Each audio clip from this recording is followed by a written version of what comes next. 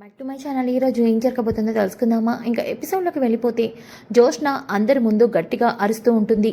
నాకు ఒక అనాథనిచ్చి పెళ్లి చేయాలని చూస్తున్నారు. అసలు మీరు నా కన్న తల్లిదండ్రులేనా? అసలు మీ అందరికీ నా మీద ప్రేమ ఉందా? నేను మాత్రం వాడిని చచ్చిన పెళ్లి చేసుకోను అని అనగానే ఇక పారిజాతం కరెక్ట్గానే చెప్పింది జోష్న అని అంటుంది. దాంతో శివనారాయణ పారిజాతం అని అంటాడు. మాట్లాడకండి, మీరు అరిస్తే నేను సైలెంట్గా ఉండిపోతానని అరవకండి. ఈరోజు మీరందరూ అరిచినా గోల పెట్టినా నన్ను ఇంటి నుంచి బయటికి గెంటేసినా ఇంకా నన్ను పని మనిషిగా చూసినా ఏం చేసినా సరే నా మనవరాలకి ఈరోజు జరుగుతున్న అన్యాయానికి నేను నోరు విప్పుతాను అని అనగానే అందరూ అలా షాక్ అయి చూస్తూ ఉంటారు. ఇక పారిజాతం, అవును, మీ అందరికీ అనిపించట్లేదా? ఈ ఇంటి వారసురాలు శివనారాయణ ఏకైక వారసురాలు, కోట్ల ఆస్తికి ఒక్కగానొక్క వారసురాలు. అలాంటి జోష్నని ఒక అనాథకి అనామకుడికి ఎందుకు పనికిరాని వాడికి ఇచ్చి పెళ్లి చేయాలనుకుంటున్నారా? అసలు నిజంగా మీకు బుద్ధుందా అని వెనకాలనే సుమిత్ర అత్తయ్య గారు అని అంటుంది. అవును సుమిత్ర, ఈ దీప అనాథ, దీనికి తల్లిదండ్రులు ఎవరో కూడా తెలీదు. అలాంటి దీనికి కోట్ల ఆస్తికి వారసుడైన కార్తీక్ మాత్రం దీనికి భర్తగా రావాలి. కానీ కోటీశ్వరాలైన నా మనవరాలు మాత్రం ఒక అనాథని పెళ్లి చేసుకోవాలా? ఇప్పుడు నాకు బాగా అర్థమవుతుంది. ఈ దీప అలాగే ఈ మాయలోడు కార్తీక్ గాడు కలిసి నా మనవరాలకి అన్యాయం చేయడానికే ఆ అనాథగాడిని దీనికిచ్చి పెళ్లి చేసి దీని జీవితం నాశనం చేసి ఆస్తిని కొట్టేయడం కోసం ప్లాన్ చేశారు అని వెనకాలనే కార్తీక్, పారు, ఏంట్రా పారు, నువ్వు ఇంకొక మాట కూడా మాట్లాడద్దు. అసలు వాణ్ణి మీ ఆఫీస్లోకి కానీ ఈ ఇంటికి కానీ తీసుకొచ్చింది నువ్వు నీ పెళ్ళమేగా. ఈ దీప కనిపించినంత అమాయకురాలు అస్సలే కాదు. ఎంత ప్లాన్ వేసింది, మెల్లగా వాడిని ఆఫీస్కి తీసుకొచ్చింది, తర్వాత ఇంటికి, ఆ తర్వాత సీఈఓ అయిపోయింది. ఇక వాడి సాయంతో సీఈఓ అయింది కాబట్టి వాడికి మాటిచ్చింది ఈ ఆస్తి వారసురాలని నీకు ఇచ్చి పెళ్లి చేస్తానని. అందుకే ఈ దీప కావాలని వాడిని మరిది అంటూ వాడేమో దీన్ని వదిన అంటే పిలుచుకున్నారు. జోష్నని వాడికిచ్చి పెళ్లి చేయడానికి ఈ దీపే అంత కుట్ర చేసింది. ఈ దీప కనిపిస్తున్నంత అమాయకురాలు అస్సలే కాదు. ఎంతైనా ఏ తల్లిదండ్రులు ఎవరో కూడా తెలియదు కదా. అడ్డమైన బుద్ధులు ఎక్కడికి పోతాయి? అనాథకి ఇలా ఇంతకంటే గొప్ప బుద్ధులు ఏముంటాయి అని వినగానే పిన్ని అని దశరథ గట్టిగా అరుస్తాడు. దాంతో పారిజాతం జోస్న ఒక్కసారిగా షాక్ అయిపోతారు. ఇక దశరథ, ఏంటి పిన్ని చూస్తున్నాను, దీప అనాథ అనాథ అంటున్నావు, తన బుద్ధులు చాలా తక్కువ జాతికి చెందినవి అంటున్నావు, ఏం తెలుసని దీప గురించి అలా మాట్లాడుతున్నావు పిన్ని? దీప ఎవరనుకుంటున్నావు? దీప అనాథ కాదు. దీప నాకు సుమిత్రకి పుట్టిన నా కన్న కూతురు. ఈ ఆస్తికి ఏకైక వారసురాలు జోష్న అంటున్నావు కదా. జోష్న ఈ ఇంటికి ఏకైక వారసురాలు కాదు పిన్ని. దీప, నా కూతురు దీప ఈ ఆస్తికి ఏకైక వారసురాలు, శివనారాయణ మనవరాలు అని అనగానే ఒక్కసారిగా అందరూ షాక్ అయిపోతారు. ఇక కార్తీక్, దీప నాన్నేంటి నిజం చెప్పేశాడు, ఇప్పుడు ఎలా అత్త తాత ఎలా రియాక్ట్ అవుతారో అని అనుకుంటూ ఉంటే అక్కడున్న సుమిత్ర అయితే, ఏంటండి మీరేం మాట్లాడుతున్నారు? అవును సుమిత్ర, ఇన్నాళ్ళు నీ ఆరోగ్య పరిస్థితిని బట్టి ఈ నిజాన్ని నేను బయట పెట్టలేదు. కానీ పిన్ని నా కళ్ళ ముందే మన కన్న కూతుర్ని అంత తక్కువ చేసి మాట్లాడుతూ ఉంటే తట్టుకోలేకపోతున్నాను. అందుకే నిజం బయట పెట్టాను. అవును, దీపే మన కన్న కూతురు. ఏంటండి మీరు అంటుంది? మరి జోస్న అని వెనకాలనే జోస్న డాడీకి నిజం తెలిసిపోయిందన్నమాట. అంటే బావ, దీప, డాడీ కలిసే ఈ నాటకం అంతా ఆడుతున్నారన్నమాట. ఇప్పుడు నా పరిస్థితి ఏమవుతుంది అని అనుకుంటూ ఉంటే పారిజాతం కూడా దశరథకి కూడా ఈ విషయం తెలిసిపోయిందా అని టెన్షన్ పడుతూ ఉంటుంది. ఇక సుమిత్ర, ఏంటండి మాట్లాడరేంటి? జోష్న నాన్న కన్న కూతురైతే దీప అంటున్నారేంటి?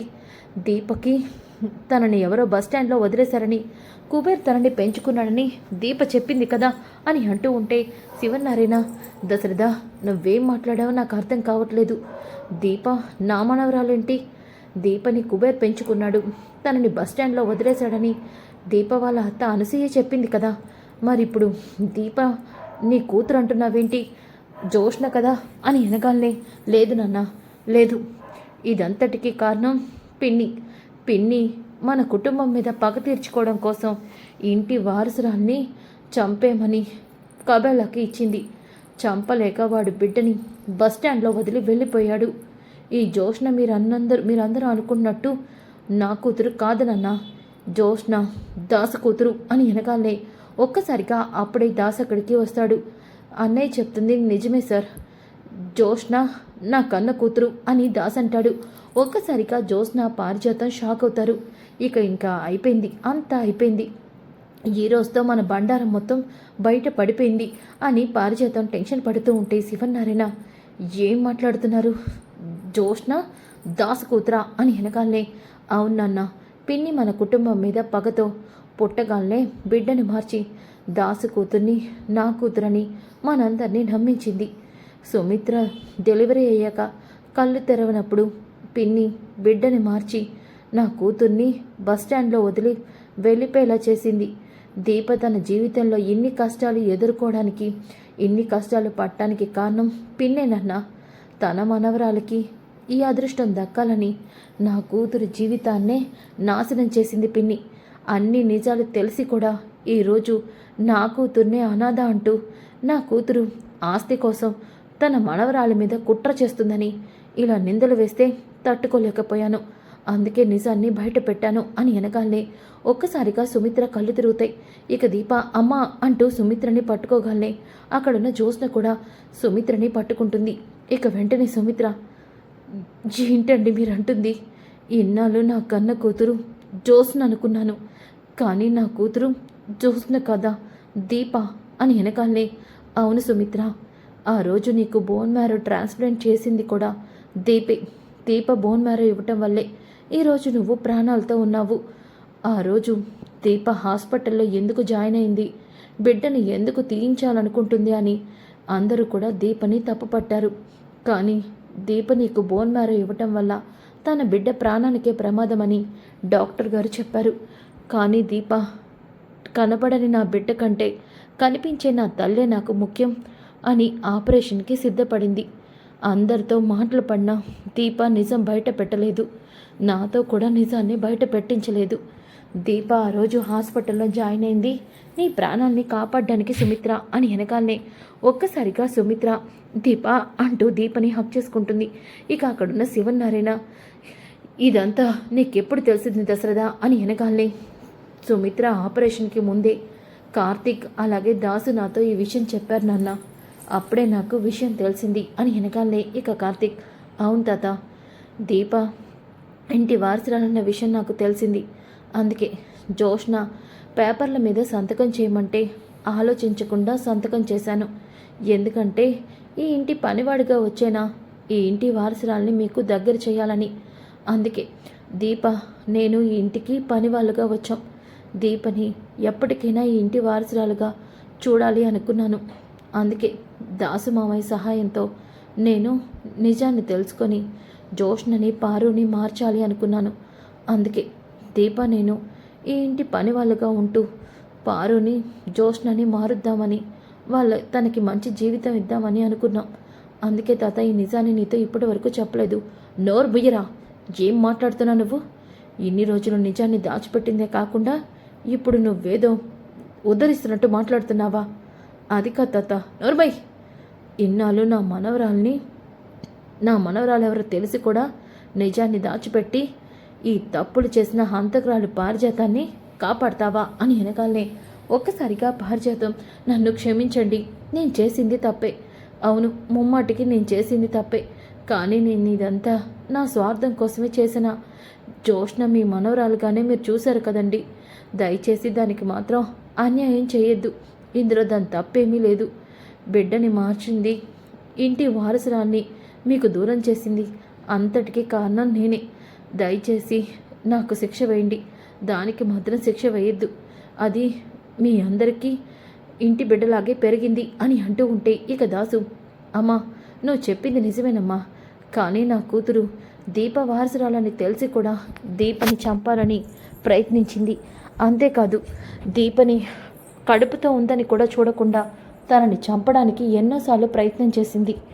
మరి దానికి జోష్నకి శిక్ష పడద్దా? చెప్పమ్మా. తను ఈ ఇంటి వారసురాలు కాదని, దీపే తన వారసురాలన్న విషయం తెలిసి కూడా దీపని హతమార్చాలని చూసింది. తనకి దక్కాల్సిన అదృష్టం దీపదే అన్న విషయం తెలిసి కూడా దీపని అడ్డు తప్పించాలనుకుంది. మరి జోష్నని శిక్షించాలి కదా అని వెనకాలనే ఒక్కసారిగా ఇక అక్కడున్న శివనారాయణ జోష్న వైపు కోపంగా చూస్తాడు. ఇక దశరథ, నాన్న, దాసు చెప్పింది నిజమే. జోష్న దీపం మీద అసూయతో దీపని హతమార్చడానికి ప్రయత్నించింది. కానీ జోష్న కూడా నా కూతురే అనుకున్నాను నాన్న. చిన్నప్పటి నుంచి ఈ చేతులతో ఈ భుజాల మీద జోష్నని పెంచాను. అందుకే జోష్నని తప్పు పట్టాలని అనుకోలేదు. తనకు అన్యాయం కూడా చేయాలి అనుకోలేదు. జోష్న జీవితాన్ని కాపాడి తనని మంచి దారిలోకి తీసుకొచ్చి అలాగే నా కూతురు దీపని కూడా ఈ ఇంటి వారసురాలుగా చూడాలి అనుకున్నాను. అందుకే జోష్నకి పెళ్లి చేసి ఈ ఆస్తిలో తనకి వాటా ఇచ్చి తను సంతోషంగా ఉండాలి అనుకున్నాను. అందుకే జోష్న పెళ్ళి చేయాలనుకున్నాను నాన్న అని వెనకాలనే ఒక్కసారిగా సుమిత్ర, అవునండి, మీరు చెప్పింది నిజమే. దీప నా కన్న కూతురని ఈరోజు మీరు నాకు చెప్పారు. కానీ నేను ఏ కన్న తల్లి ఎవరికి అన్యాయం చేయనంత దీపకి అన్యాయం చేశాను. నా నోటితో నేను దీపని శపించాను. ఎన్నో మాటలు అన్నాను. ఎన్నోసార్లు అవమానించాను. నా కూతుర్ని నేనే అనకూడని మాటలన్నీ మాట్లాడాను. కానీ నా కూతురు అవన్నీ కూడా పక్కన పెట్టి ఈ తల్లిని కాపాడాలనుకుంది. నిజంగా నా కూతురు నాకు పుట్టడం నా అదృష్టం అండి అంటూ దీపని ప్రేమగా హక్ చేసుకుంటుంది. ఇక ఒక్కసారిగా జ్యోత్స్న, మమ్మీ, నేను కూడా నీ కూతుర్నే మమ్మీ. ఎందుకంటే మీరందరూ కూడా నన్ను కూతురులాగే చూసుకున్నారు. దీప రానంత వరకు నేను కూడా మీ అందరి మీద ప్రేమతోనే ఉన్నాను. కానీ దీప ఎప్పుడైతే ఈ జీవితంలోకి వచ్చిందో, బావని పెళ్లి చేసుకుందో నాలో అసూయ పెరిగింది. దీపని చంపాలి అనుకున్నాను. కానీ బావ, దీప, డాడీ మీరందరూ కూడా నిజం తెలిసి కూడా నన్ను మార్చడానికి ఇంత ప్రయత్నం చేశారని తెలిసాక నేను ఇలా ఉండడం తప్పని నాకు అనిపిస్తుంది. దీపస్థానం నాకొద్దు. నేను ఇప్పుడే మా దాసు తండ్రిగా తన కూతురుగా ఈ ఇంటి నుంచి వెళ్ళిపోతాను. అవును అని వెనకాలనే దశరథ, వద్దు, నువ్వెక్కడికి వెళ్ళడానికి వీల్లేదు అని వెనకాలనే శివనారాయణ, అవును, ఇప్పటి వరకు నువ్వు నా ఇంటి మనవరాలవని తెలియకపోయినా నువ్వే నా మనవరాలు అనుకున్నాను. అలాగే నీ మీద ఉన్న ప్రేమ కూడా ఈరోజు నువ్వు నా సొంత మనవరాలు కాదని తెలిసాక పోతుందా? పోదు. అవును, నీ పెళ్లి చేసే బాధ్యత నాది. నువ్వు మంచిదానిగా మారావు, చాలు అదే. ఇప్పటి నుంచి నాకు ఇద్దరు మనవరాలు. నా పెద్ద మనవరాలు దీప, తర్వాత నా రెండవ మనవరాలు జ్యోత్స్న అని వెనకాలనే అవును మావయ్య గారు అని అంటూ ఉంటే, ఇక సూరజ్తో నీ పెళ్లి చేయాలనుకుంటున్నాం అని అంటూ ఉంటే జ్యోత్స్న, తాత, ఇప్పటి వరకు నేను దీపం మీద కోపంతో ఉన్నాను. భావని ఎలా అయినా పెళ్లి చేసుకోవాలనుకున్నాను. కానీ ఇప్పటి నుంచి మనిషిలా మారాలి అనుకుంటున్నాను. అందుకే సూరజ్ని నేను పెళ్లి చేసుకుంటాను. సూరజ్ ఒక అనాథ అయినా సూరజ్ మనసు చాలా మంచిది. నన్ను ప్రేమిస్తున్నాడు. అంతకన్నా గొప్ప అవకాశం ఇంకే ఉంటుంది. నేను సూరజ్ని పెళ్లి చేసుకుంటాను అని చెప్తుంది. దాంతో ఇక పారిజాతం, ఏవండి, మీరందరూ కూడా దాన్ని క్షమించేశారు. అందుకని నన్ను కూడా క్షమించండి. ఇక నేను ఏ తప్పు చేయను, మంచిదానిలా మారుతాను. దయచేసి నన్ను క్షమించండి అని వెనకాలనే, చూడు పారిజాతం, నువ్వు చేసింది తప్పే. కానీ నీ వల్లే మళ్ళీ నా మనవరాలు ఈ ఇంటికి వచ్చింది. అందుకే నిన్ను క్షమించి వదిలేస్తున్నాను. కానీ నువ్వు ఈ పని మనిషి అవతారంలోనే నేను చెప్పేంతవరకు ఉండాలి అని చెప్పేసి అంటాడు. ఇక దాసుని, దాసు, నీ కూతురి పెళ్లి జరిగే వరకు నువ్వు కూడా ఇక మాతోనే ఉండు అని వెనకాలనే, తప్పకుండా సార్ అని చెప్పేసి అంటాడు. ఇక జ్యోత్స్న అయితే అందరి వైపు కోపంగా చూస్తూ, మీ అందరికీ నిజం తెలిసిపోయింది. నాకు ఈరోజు నేను అందరి ముందు నిజాన్ని ఒప్పుకుంటే అందరి ముందు ఫోన్లో అయిపోతాను. నన్ను అందరూ కలిసి బయటకి గంటేస్తారు. డాడీని షూట్ చేయించినందుకు నేను పోలీసులతో అరెస్ట్ అవ్వాల్సి వస్తుంది. అందుకే మంచి దానిలాగా మారిపోయి నటిస్తున్నాను. కానీ నాకు మాత్రం దీపని వదిలిపెట్టను. ఈ కోట్ల ఆస్తిని కూడా వదిలిపెట్టను అని చెప్పేసి జ్యోత్స్న మనసులో అనుకుంటుంది. ఇంకా శివనారాయణ, ఇప్పుడు మనమందరం అయితే పెళ్ళికి ఒప్పుకున్నాం. జ్యోత్స్న కూడా ఒప్పుకుంది. కానీ పెళ్ళికి ఒప్పుకోవాల్సింది సూరజ్. కానీ సూరజ్కి ఎట్టి పరిస్థితుల్లోనూ ఈ విషయం తెలియకూడదు. ఎందుకంటే జ్యోత్స్న ఈ ఇంటి వారసురాలుగానే ఉండాలి. జ్యోత్స్నని సూరజ్ తక్కువగా చూడటం నాకు ఇష్టం లేదు. అందుకే ఈ పెళ్ళి జరగకపోయినా జ్యోత్స్న మన వారసురాలే. కాబట్టి సూరజ్కో ఈ విషయం చెప్పద్దు అని అనగాలే అందరూ కూడా సరే అని అంటారు. ఇక సూరజ్ దగ్గరికి దీప కార్తీక్ వస్తారు. ఇక సూరజ్ అయితే డల్గా ఉంటాడు. ఏంటి బ్రదర్ అలా ఉన్నావు అని అనగానే ఏం లేదు బ్రదర్, మీరేంటి వదిన ఇలా వచ్చారు? బ్రదర్ నువ్వు చెప్పకపోయినా నీ మనసులోని బాధ మాకు తెలుసు. ఏంటి బ్రదర్ మీరు అంటుంది? అవును, నిన్ను పెంచిన మీ పెద్ద ఆయనకి బాగాలేదు. ఇప్పుడు ఆపరేషన్ థియేటర్లో ఉన్నారు. ఆ ఆపరేషన్కి నువ్వు తాత దగ్గర 5 లక్షలు తీసుకున్నావు. మాకంతా తెలిసిపోయింది. బ్రదర్ ఈ విషయాలన్నీ నీకులా తెలుసు? నువ్వు వెళ్ళిన హాస్పిటల్కి నేను తాత వచ్చాం. ఈ విషయం మాకు తెలిసింది. అంటే ఏంటి బ్రదర్, మీ దగ్గర నుంచి నేను డబ్బు తీసుకొని పారిపోతాను అనుకున్నారా? మీరు నన్ను అనుమానించారా? అనుమానం ఉన్న చోట నేను ఉండను బ్రదర్. నేను ఇప్పుడే పెద్ద ఆయనకి క్షమాపణ చెప్పి మీ దగ్గర నుంచి వెళ్ళిపోతాను. అలాగే ఆ 5 లక్షలు కూడా తిరిగి ఇచ్చేస్తాను. సూరజ్ నీతో ఈ విషయాలన్నీ మేము ఎందుకు చెప్తున్నామంటే, నువ్వు రేపు ఈ విషయం తెలుసుకున్నాక మేము నిన్ను తప్పుగా అపార్థం చేసుకున్నామని నువ్వు అనుకోకూడదని నీతో మేము నిజం చెప్పాం.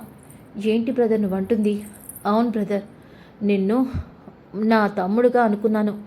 అందుకే నీ గురించి అన్ని విషయాలు తెలుసుకోవాలనుకున్నాము అని అంటూ ఉంటే, లేదు బ్రదర్, ఎంతైనా మీరు చెప్తుంటే నాకు నచ్చట్లేదు. మీరు నా మీద అనుమానంతో ఇదంతా చేశారనిపిస్తుంది. నేను ఇంకొక క్షణం కూడా ఉండను అని అంటూ ఉంటే, శివనారాయణ అదంతా చేయమంది నేనే సూరజ్ అని అంటాడు. సార్ మీరా? అవును, ఎందుకంటే నిన్ను నా మనవణ్ణి చేసుకుందాం అనుకుంటున్నాను. నా మనవరాలి భర్తని చేద్దాం అనుకుంటున్నాను. అందుకే నీ గురించి అన్ని విషయాలు తెలుసుకోమన్నాను.